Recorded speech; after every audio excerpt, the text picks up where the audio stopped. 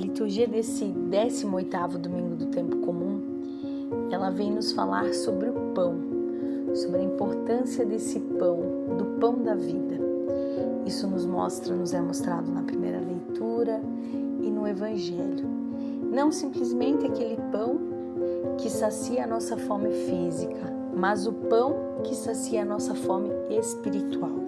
Nesse domingo, a liturgia vai nos apresentar um Deus que alimenta, que cuida e que jamais abandona o seu povo, pois nele encontramos sinais do reino pela partilha da palavra e do pão consagrado. Na primeira leitura, o profeta Isaías vai fazer um convite cheio de esperança. Vós que teis sede, vinde às águas. Deus vai se dirigir à humanidade com aquele coração de Pai que sempre está aqui para nos acolher, dizendo: se tem sede, venha. Se tem fome, venha. Escute com atenção. Entenda, seja meu filho querido, que vai para o reino dos céus comigo. E Ele oferece isso tudo gratuitamente. Oferece esse verdadeiro alimento gratuitamente. Deus não nos cobra dinheiro, mas Ele oferece tudo aquilo que Ele tem de bom para que a gente comungue com Ele. E nesse tempo em que a gente é convidado a se saciar, entre muitas aspas, com coisas terrenas, com bens materiais, em um ambiente tão consumista, a primeira leitura de tantos e tantos anos atrás vai nos fazer essa pergunta: sobre com o que a gente está gastando o nosso dinheiro? Na simplicidade daquele tempo, mas a pergunta ainda é válida, a reflexão ainda é válida. Eu estou buscando a saciedade aonde? Eu estou investindo meu dinheiro, eu estou investindo meu tempo, consequentemente, aonde? Na verdadeira palavra de Deus, ou eu estou tentando me saciar de coisas mundanas? Na segunda leitura, Paulo vai nos trazer uma carta reconfortante. Nada pode nos separar do amor de Cristo. Indiferente das dificuldades, do momento que a gente vive, das incertezas, dos nossos questionamentos, que muitas vezes são muitos. A gente se questiona, nós somos humanos, a gente tenta entender a nossa relação com Deus e acabamos por questionar, acabamos por duvidar, acabamos por nos entristecer. Mas a carta de São Paulo vai nos lembrar que nada pode nos separar do amor de Cristo. Cristo é Pai, aquele que está sempre de braços abertos para nos receber nesse amor. E é esse Cristo que sustenta os ministérios da nossa igreja, que chama pessoas para trabalhar, que chama as pessoas para doarem e serem uma forma de passar essa mensagem adiante. Essa carta de São Paulo é aquele motor para a gente ouvir de vez em quando estamos em um momento de dificuldade, ou quando mesmo a gente olha para a nossa atual sociedade e vê tantas coisas absurdas, tantas coisas desconexas, e sim, são causas do nosso livre-arbítrio. Mas mesmo assim, nessa leitura, São Paulo vai nos lembrar que todos esses obstáculos, todas essas coisas que muitas vezes nós, seres humanos, provocamos, não são capazes de nos separar desse amor misericordioso do nosso Deus Pai. Esse amor de Pai que está pronto para nos perdoar e nos receber de braços abertos. O Evangelho vem para coroar essa liturgia desse domingo tão bonito e vai nos falar sobre essa multidão que foi segui-lo e estava cansada, estava faminta. E ele não olha o povo como indiferença, porque havia ido pelas suas próprias pernas atrás dele, mas ele tem compaixão por esse povo. E Cristo, ele não tem apenas um sentimento, ele transforma isso em atitude e nos convida como cristãos para fazer o mesmo. Quando os discípulos vêm, depois que ele cura os doentes e falam que a multidão está faminta, Jesus responde: dai-lhe vós mesmos de comer.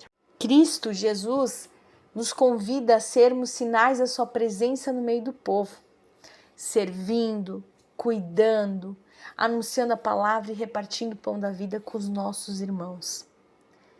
Assim como Cristo fez naquele momento para os seus discípulos, Ele também nos convida.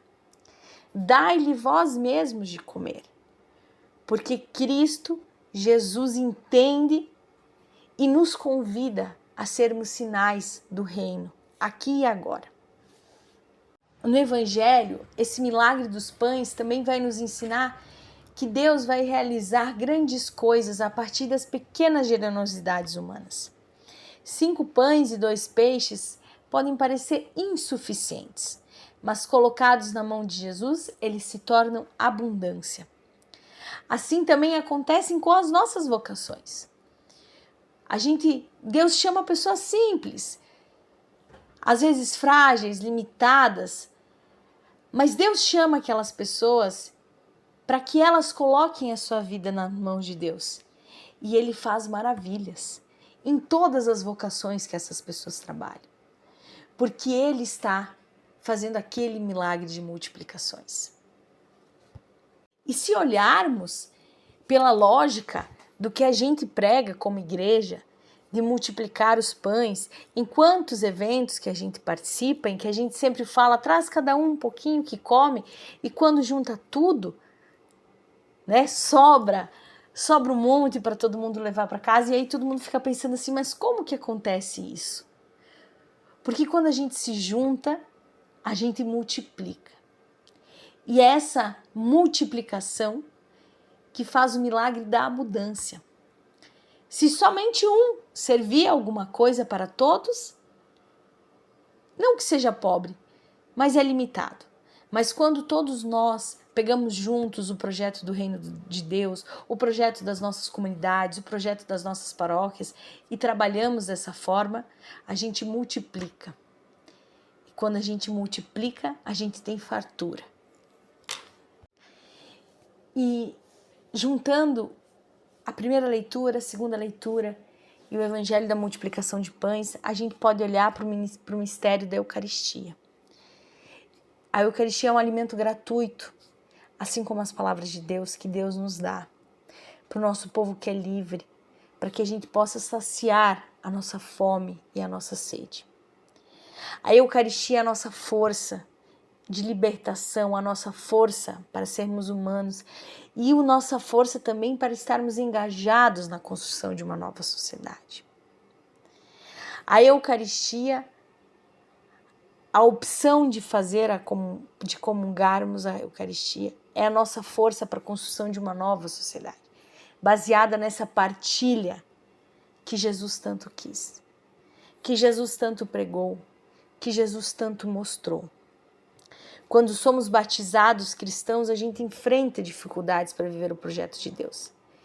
E esses obstáculos, muitas vezes, podem nos desanimar, podem nos deixar tristes, mas a liturgia de hoje vem nos mostrar que Deus está conosco, que Jesus está conosco, nesse milagre da multiplicação, nesse milagre de anunciar esse amor tão bonito que Deus tem para todos nós.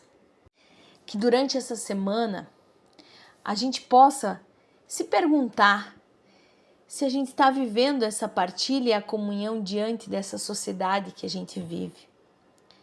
Se a gente está buscando a saciedade realmente naquilo que nos sacia. Ou se a gente está gastando nosso tempo e, consequentemente, nosso dinheiro em coisas vazias e apenas deixando migalhas para o projeto de libertação. Que a gente reze para que a palavra de Deus nos inspire a ter esses bons propósitos de fraternidade, de justiça e de paz. E peçamos que o Senhor nos envie sempre vocações, nos envie sempre discípulos e discípulas para trabalharem, para que a gente possa continuar anunciando de forma tão bonita o reino de Deus.